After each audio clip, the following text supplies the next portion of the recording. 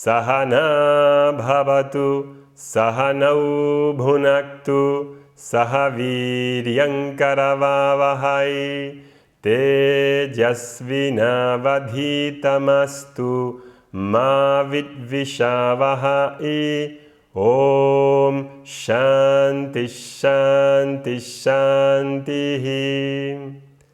Sadasivasamarambam Shankaracharya Madhyaman Asmadacharya Paryantan Vande Guru Paramparam.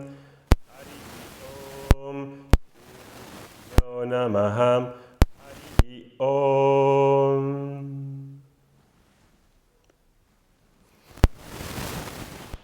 Hemos visto en la clase anterior uno de los ejes fundamentales de cómo se estructura idealmente la sociedad védica, acorde a la tradición de los Vedas, de la que forma parte la astrología, la ayurveda, el yoga, etc. El primer eje que hemos visto de este diseño de la sociedad es los asramas, las diferentes etapas de la vida por las que pasa toda persona. Hoy vamos a ver la segunda parte, que es los grupos a los que pertenece todo el mundo para contribuir a la sociedad.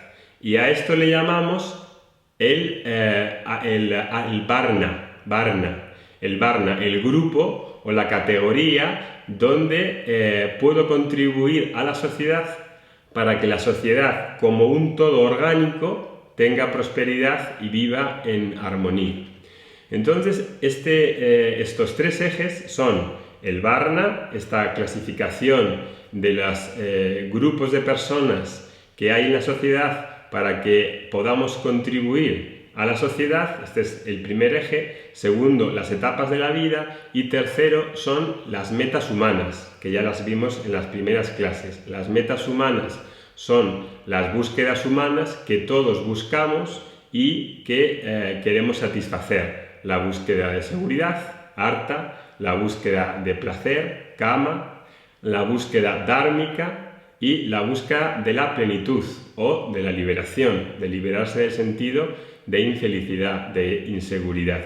Para satisfacer estas cuatro metas humanas, estos purusarthas, la tradición védica da una atmósfera, una infraestructura que son estos dos otros ejes, es decir, que son cómo son las etapas de la vida por las que voy pasando para que pueda sacar provecho de ellas según mi situación y cómo puedo contribuir y crecer en la sociedad a través especialmente de mi profesión, de mis talentos, cómo puedo ofrecérselos a la sociedad para que yo crezca y la sociedad en su conjunto se beneficie de ello.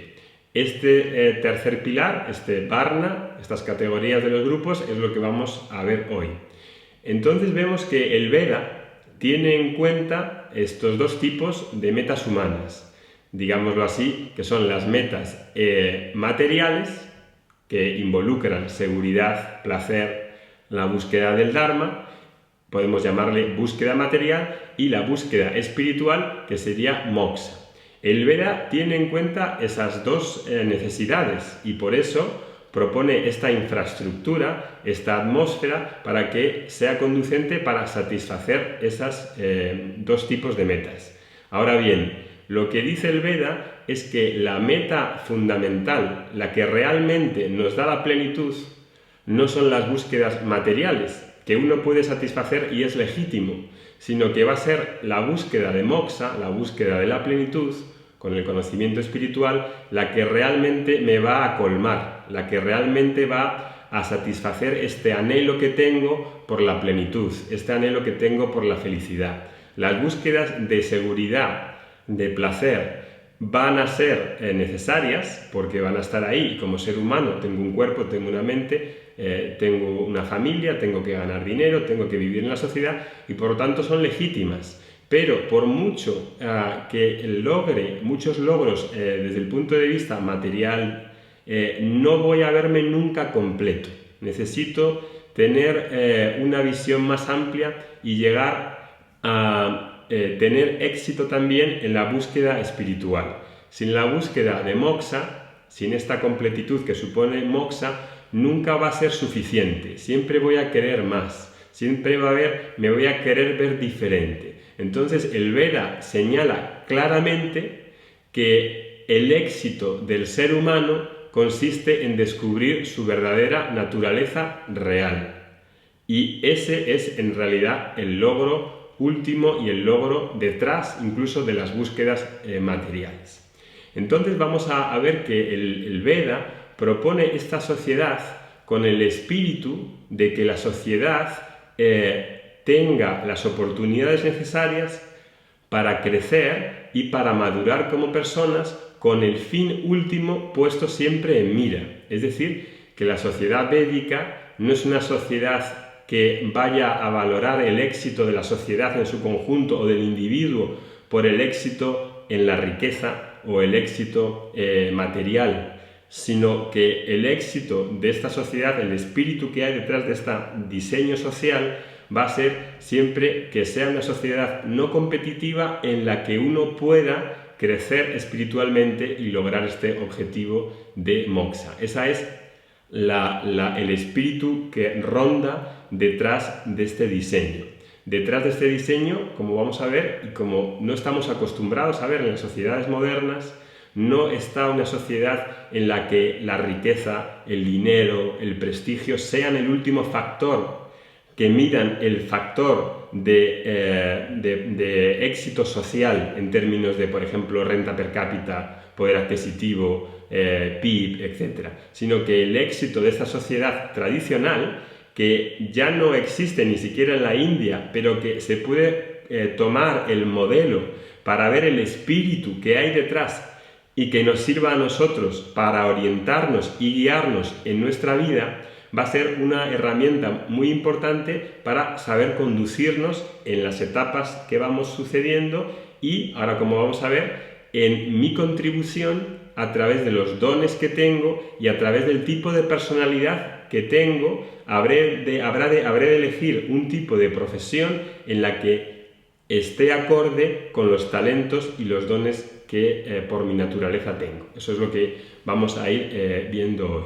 Entonces vamos a ver que el Varna está pensado, el Varna, la categoría, la división, en la que hay unas categorías en las que se establecen grupos de personas de acorde a la naturaleza de la mente de cada uno. Este Varna, esta división social basada en categorías de grupos, va a tener como función que la sociedad en conjunto prospere. Y la sociedad siempre se va a ver como un todo orgánico. Cada uno de estos 4 grupos van a ser grupos que son como órganos dentro de un cuerpo, dentro de una totalidad. No son grupos independientes, porque en realidad la independencia es un mito. Nadie es independiente. ¿Quién de nosotros es independiente? No existe la independencia. La independencia es un mito porque nadie puede sostenerse por sí mismo. Nadie tiene los recursos necesarios y los produce él para comer, para vestirse, para tener una vida mínima. Necesita la colaboración y la participación del resto de la sociedad. Vivimos como en una colmena. No existe el individuo independiente. Es un mito. Hay que examinar esas ideas de la independencia porque no existen. Vivimos en una sociedad colaborativa en la que necesitamos a otros grupos de personas que son diferentes que nosotros. Entonces, en esa sociedad, viendo como un todo, como un cuerpo orgánico que tiene diferentes partes, esas partes van a colaborar para el bien común. Ese es el espíritu de esta clasificación. Entonces vamos a ver que hay 4 categorías de personas, 4 grupos de personas que se dividen en función de 3 características. Y probablemente las habréis oído mencionar muchas veces. Las 4 categorías son Sudra, Vaishya, Kshatriya y Brahmana. Ahora vamos a ir viendo qué significa cada una. Entonces, estas 4 categorías tienen 3 criterios para clasificarse, que son los siguientes. El primer criterio y el más importante es el criterio de los gunas, de las cualidades de la personalidad.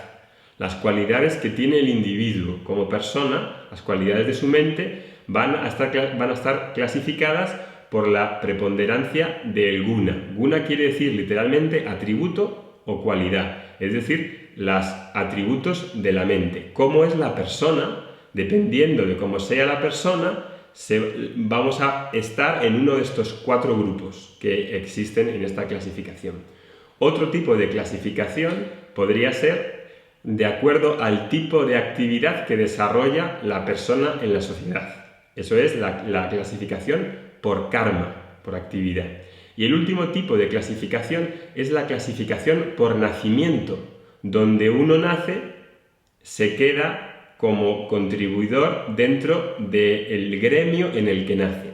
Esa clasificación se llama yati y es lo que hace que de ahí se derive o se perturbe este espíritu de la clasificación de la sociedad y dé lugar al sistema de castas tan mal entendido en la sociedad occidental, porque es un tema controvertido del que se puede hablar, pero nace de que las castas toman su clasificación social en base al nacimiento, como un estanco. Esa clasificación no está originariamente en el espíritu que permea esta clasificación social. La clasificación que nace de este espíritu es dependiendo del carácter y la personalidad de la persona y dependiendo de la actividad que va a hacer dentro de la sociedad. Entonces vamos a empezar viendo esta primera clasificación, que es la más importante, que es la clasificación por el tipo de carácter o el tipo de cualidades que uno tiene en la mente.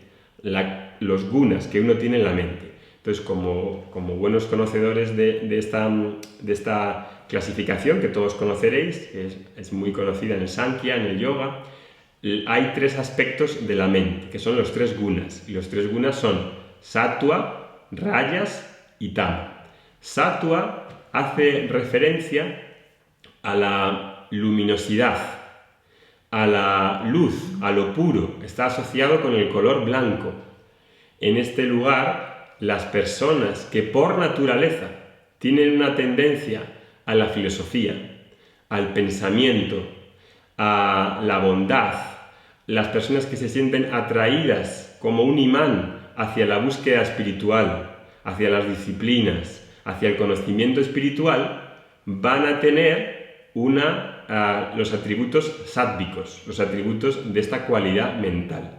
No hay ninguna persona que sea 100% de una cualidad, sino que estamos mezclados, tenemos una mixtura de estas 3 cualidades. Entonces, la primera cualidad, sattva, esta cualidad que hace referencia al pensamiento, a la abstracción, a la organización, a la creatividad. Esta es la primera, sattva, ¿verdad? Y de ahí, de esa clasificación, luego van a salir un tipo de personas que estarán mejor preparadas para contribuir a la sociedad enlazándolo con el karma, con el tipo de actividad que van a hacer. Ahora vamos a ver rayas, el segundo aspecto o el segundo cualidad que puede tener la mente es este aspecto de rayas, que está asociado con el movimiento, con el color rojo, con la pasión, con el dinamismo, con la motivación. Son personas extrovertidas, muy motivadas, apasionadas, en las que buscan siempre la actividad, son muy activas, planifican, tienen metas, tienen ambiciones. Esta característica de rayas va a tener que hacer un perfil que la personalidad de esa persona tienda hacia ese tipo de movimiento. Y el último cualidad de la mente es la cualidad de tamas, que está asociada a la actividad más mecánica, más manual, a la inercia, a la fuerza, a la materia, a la oscuridad también. Es una fuerza más pesada, más terráquea, ¿verdad? Y las personas que tengan esa composición, pues también despuntarán con esas cualidades. Pero no hay nadie que sea 100% sattva, 100% rayas, sino que tenemos una mixtura. Ahora, de acorde a estas 3 cualidades que son un aspecto de la cosmología en general, que permean todo el mundo, el universo, son de 3 características que luego tienen los elementos y están en todo el universo, permean el universo. De acuerdo a estas 3 características, luego vamos a tener 4 tipos de combinaciones de esas cualidades. Y esos 4 tipos de combinaciones van a dar lugar a los 4 grupos en los que cada persona va a estar colocada en ese grupo para contribuir a la sociedad en la forma de su trabajo, en la forma de su profesión. Y ahora vamos a verlas uno por uno. Entonces, la primera combinación que tenemos de esos 3 aspectos es tamas, rayas, sattva. Tamas al principio, tamas en el frente, segundo, rayas y tercero, sattva. En este caso, ese grupo al que se denomina Sudra va a ser las personas que tienen esa combinación y tienen más acentuado primero tamas, segundo rayas y en último lugar sattva. Las personas que tienen esa combinación, ¿por qué destacarán? Porque son personas que son la fuerza trabajadora del país, los que hacen, los que no están elucubrando, no están creando grandes teorías, no son personas que les encante estar filosofando por su naturaleza, por su propia naturaleza. Estas personas son tendentes a la acción, a un tipo de acción que puede que sea más mecánica, pero que es obviamente necesaria. Y de hecho, la mayor parte productiva de un país es Sudra. ¿Por qué? Por ejemplo, si vemos la construcción de una ¿cómo se dice? De una presa. En la construcción de una presa, la mayor parte de trabajadores no son ingenieros. Para construir una construcción de una presa se necesitan un grupo muy pequeño de ingenieros.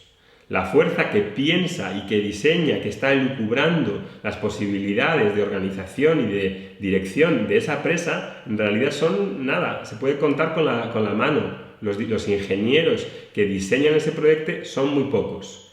Ahora, la gran parte que tiene que ejecutar, que tiene que implementar esa infraestructura, son los Sudras, son la clase que se dedica a implementar y son la mano ejecutiva, la mano que ejecuta la acción.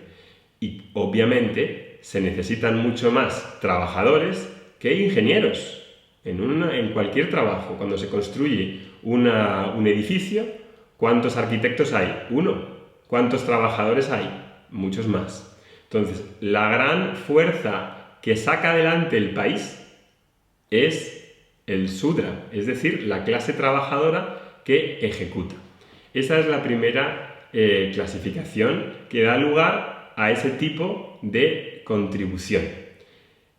Ahora, el siguiente tipo de contribución y segundo tipo como de personalidad, de acorde a la naturaleza de esa persona, es el Vaishya, el comerciante, el emprendedor, que tiene una combinación ahora de, en primer lugar, rayas, la actividad, el color rojo del movimiento, de la dinamis, del aspecto dinámico. Rayas, tamas en segundo lugar y sattva en tercer lugar.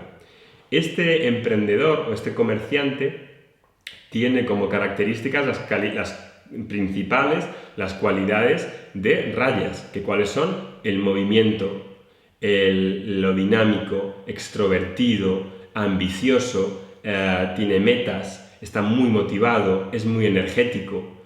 Este tipo de personalidad lo que va a hacer, como tiene esas calificaciones, es crear empresas, crear negocios y, a diferencia del siguiente tipo, como tiene en segundo lugar tamas, el comerciante o emprendedor va a buscar su propio beneficio y el de su familia. No va a pensar en el bienestar general de la sociedad. Está muy motivado, tiene ambiciones, quiere conseguir un beneficio, quiere hacer proyectos, tiene ideas, es una persona muy extrovertida y porque tiene ese rayas en primer lugar, le va a llevar a cabo hacer este tipo de acciones, pero siempre con un beneficio para él mismo o para su familia. Es un beneficio cerrado de un entorno pequeño, ¿verdad?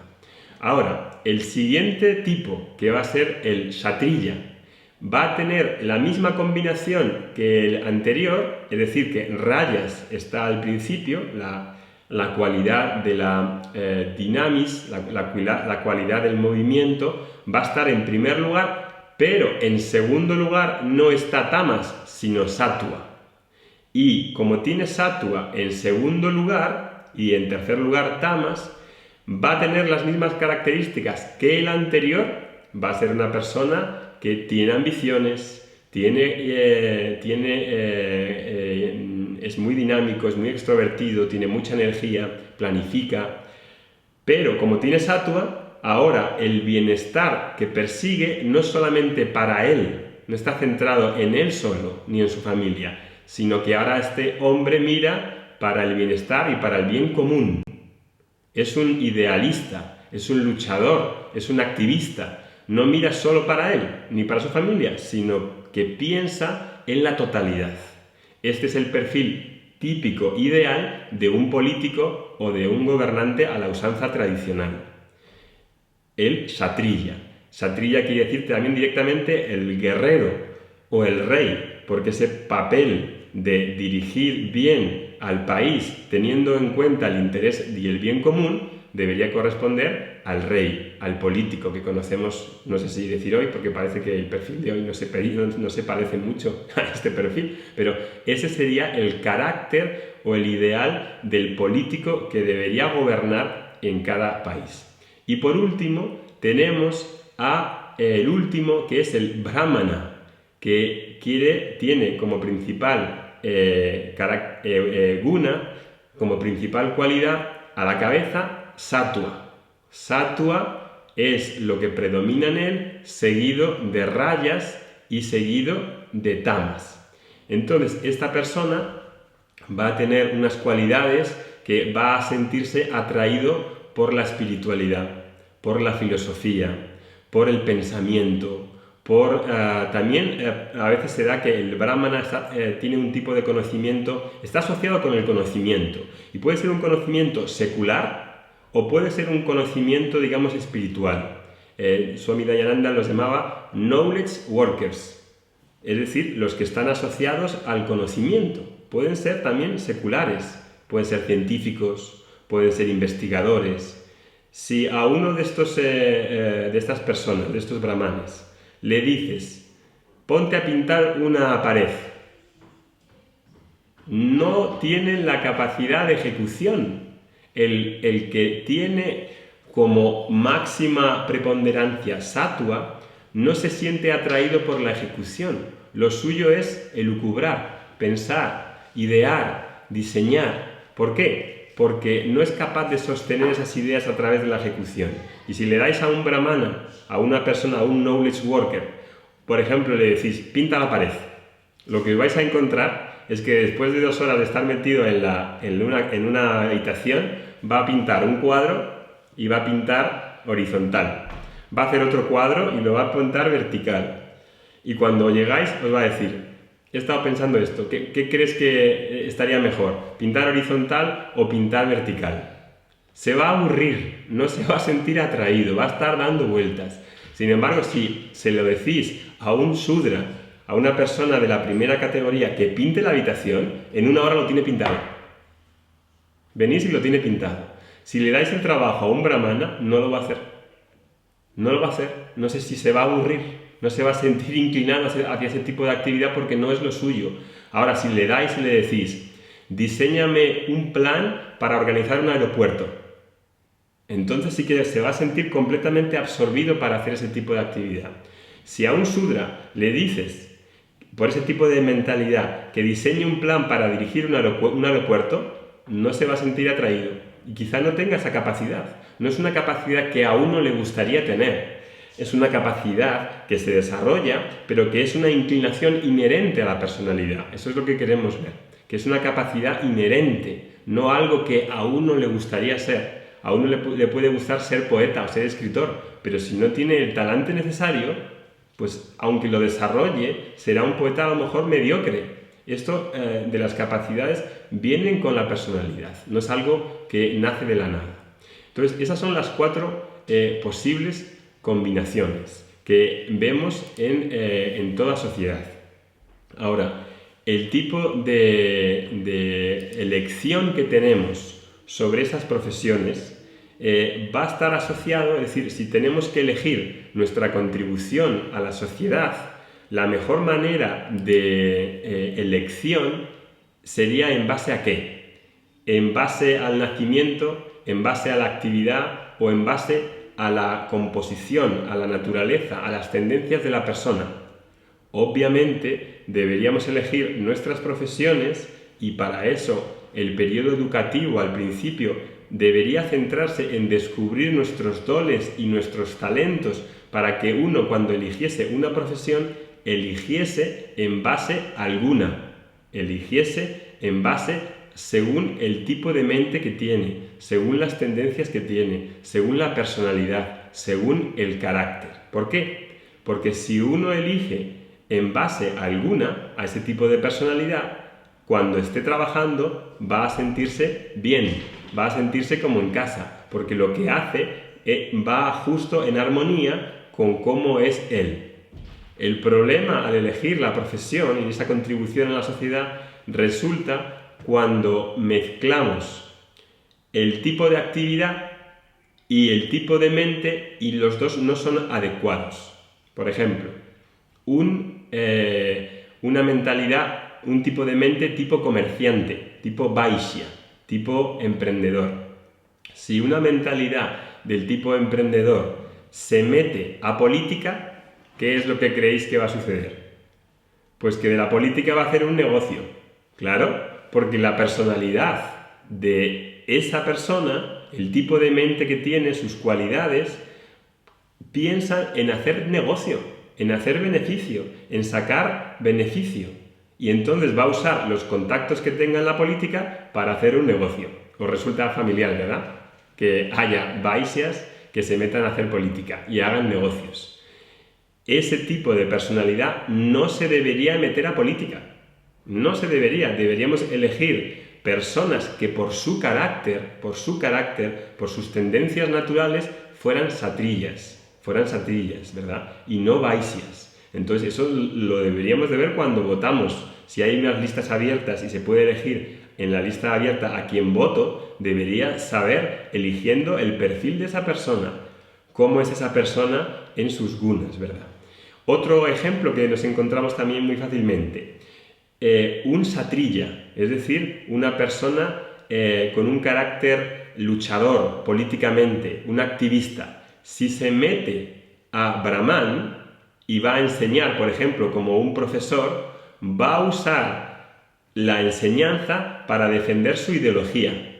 Va a sacar provecho y va, por ejemplo, a defender a un gremio social o va a defender algo político a través de la enseñanza. Va a captar militantes. Y en la universidad es muy típico. En la universidad, en filosofía, por ejemplo, uno va y se encuentra unos profesores estupendos que están haciendo propaganda política diferentes. Entonces, el buen profesor hace que la otra persona, su alumno, vea, entienda, comprenda. No está haciendo que se haga un militante de su causa. Le quiere hacer ver, quiere hacer que entienda, que comprenda. Entonces, 2 ejemplos típicos de cómo se mezclan la actividad, el karma, con un tipo de personalidad que no pega con ese tipo de actividad. Entonces, uno debería elegir su contribución para que la sociedad tuviese más eficiencia de acorde a sus talentos, de acorde a sus gunas. Y ahora, podríais decir, claro, eso es difícil de entender. Pues ese es el trabajo que debería empeñar la educación, en entendernos a nosotros mismos para poder saber cómo podemos contribuir mejor a la sociedad y poder tener un trabajo en el que nos sentamos bien y nos sentamos satisfechos. Un patrón a la hora de elegir hoy el tipo de trabajo, ¿cuál es? El dinero, la educación, como decía en la clase anterior, la educación de los niños hoy en día ya desde pequeños se les está como pensada para el mercado de trabajo. Hoy aprendemos chino no porque nos interese el chino como cultura, sino porque hay más posibilidades de trabajo al estudiar chino. Es decir, por una causa enfocada en el dinero, exclusivamente. Eso no es educación según lo que hemos visto en la clase anterior. Hay una parte de la educación que ha de ser una educación destinada hacia mi profesión, pero hay una gran parte de la educación que está destinada a tener los valores morales, éticos, a conocer cuál es el propósito de la vida, a conocer los valores espirituales. Si esa parte no está, uno no conoce el propósito de la vida y está muy capacitado, puede tener unos dones, unas capacidades técnicas enormes, pero no conoce el sentido de la vida. Una desgracia. ¿Qué más cosas podemos ver de aquí? Si os fijáis en este tipo de esquema, no hay superioridad. Y esto es algo muy importante de ver. Porque aquí uno podría decir, entonces el político es superior que la clase trabajadora. No, error. Nadie ha dicho eso. No hay ningún tipo de superioridad en base a las categorías ni en base al tipo de trabajo, porque cada grupo depende del otro. Es una sociedad como un todo orgánico, como un cuerpo orgánico en el que todos dependen de todos, no hay nadie independiente. Es decir, que es una sociedad colaborativa, no hay superioridad. Por eso hemos dicho que el espíritu detrás de esta visión radica no en que el éxito que yo tenga está en que gane más dinero. No, eso es lo que tenemos hoy, que elegimos una profesión porque me da un estatus social, porque me da tal dinero. Aquí el éxito va a estar en cómo atravieso las diferentes etapas de la vida y cuánto soy capaz de madurar y entender el propósito de la vida y cumplirlo. Totalmente diferente de cómo es hoy en día.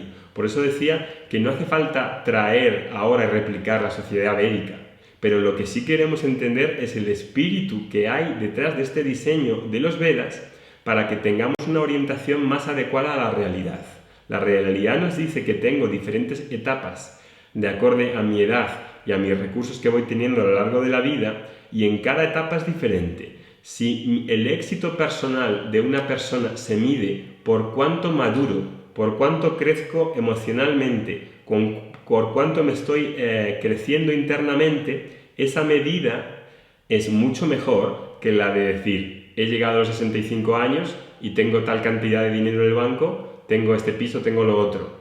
No, eso es algo que puede ser útil, es decir, que no es una tontería, porque el dinero, como hemos visto, es Lakshmi. El dinero se necesita para tener un cierto grado de comodidad, pero tiene que haber un punto de contención en el que la búsqueda material se contiene. No es el fin, no es un fin en sí mismo, es un fin para que pueda desarrollarme y crecer. Y entonces esta visión está teniendo en cuenta que ese fin, el fin de crecer a nivel relativo, a nivel emocional y como persona, es fundamental. Y como fin último, moksha es el fin que he de buscar. Entonces, no hay ningún tipo de superioridad en el tipo de contribución y también depende mucho cómo hago mi trabajo.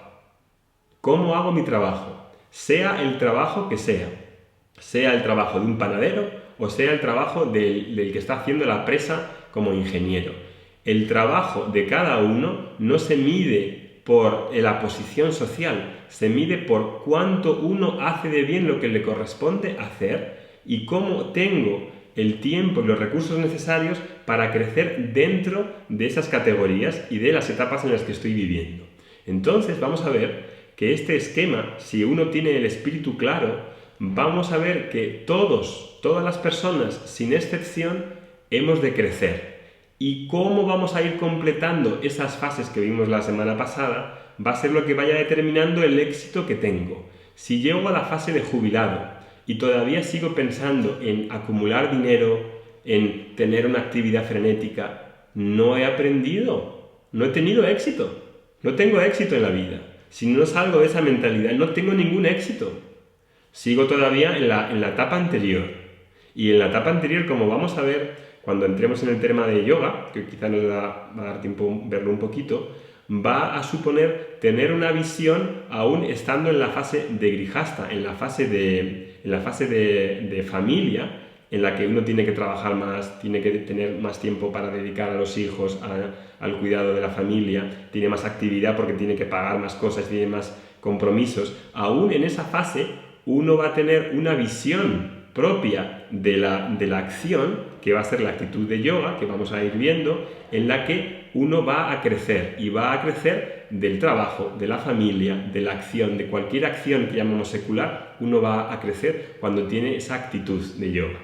Entonces, vamos a ver que si tomamos a un millonario, tomamos a el panadero, a un arquitecto, a un político o a un jugador de fútbol, todos ellos sin excepción van a tener que crecer, van a tener que resolver el mismo problema y todos van a entrar en la clase de Vedanta de manera en la que no hay diferencias. Todos tienen el mismo problema fundamental, todos han de madurar y no vamos a establecer una superioridad por el tipo de posición social o el tipo de profesión que tengan. Eso es un error que tenemos en la sociedad actual, que no tiene que ver con el tipo de sociedad que prevalecía en ese modelo histórico en el que se da la posibilidad de que la gente crezca independientemente del tipo de profesión que se tenga. Beneficios de este diseño que tenemos. Cuando tenemos a la vista este tipo de diseño, lo que hay que resaltar es que entendemos mejor nuestra posición en el mundo. Repito otra vez, porque esto es muy importante. Cuando tengo a la visión una sociedad en base a estos tres ejes, las cuatro metas, las diferentes etapas de la vida y cómo contribuyo a la sociedad, cuando tengo estos tres ejes delante, mi lugar, mi posición en el mundo es mucho más clara. Y si tengo esa clara cuál es mi lugar en el mundo, tengo una visión mucho más amplia que transciende o que rebasa la visión limitada que tengo cuando me veo como un individuo aislado, yo y mi familia, yo y mi trabajo, y de ahí no salgo. Cuando tengo una visión completa en el esquema de la totalidad, es decir, en esta rueda cósmica a la que formo parte y de que soy una parte en un engranaje dentro de esa totalidad y veo mi posición en el mundo desde ahí, entonces voy a tener una capacidad de visión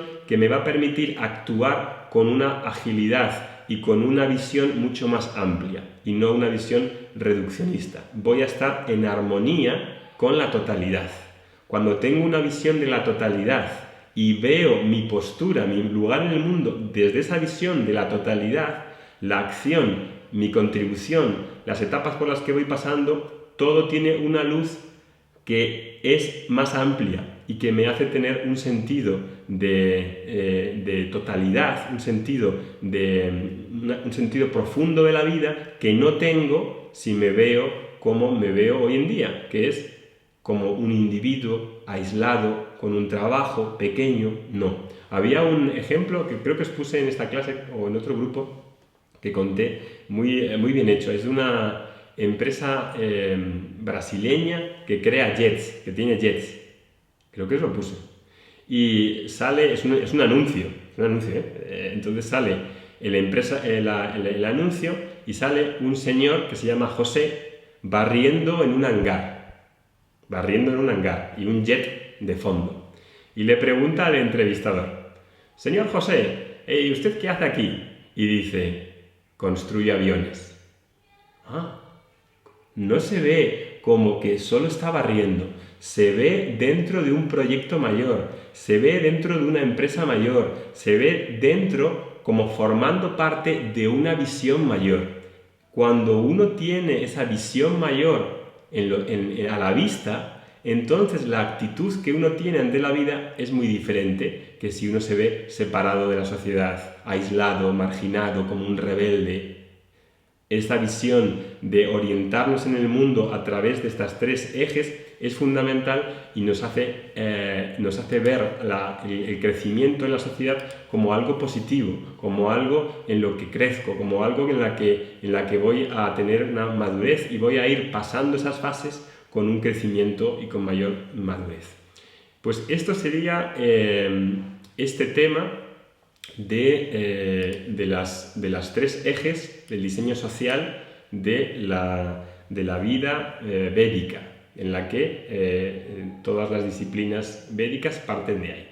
Ahora, ya que hemos terminado este tema, vamos a ver el siguiente tema. Y ya lo empezamos aquí, lo dejamos empezado y continuamos en las siguientes 2 o 3 clases que tenemos por delante. El tema que vamos a empezar ahora es el tema del yoga.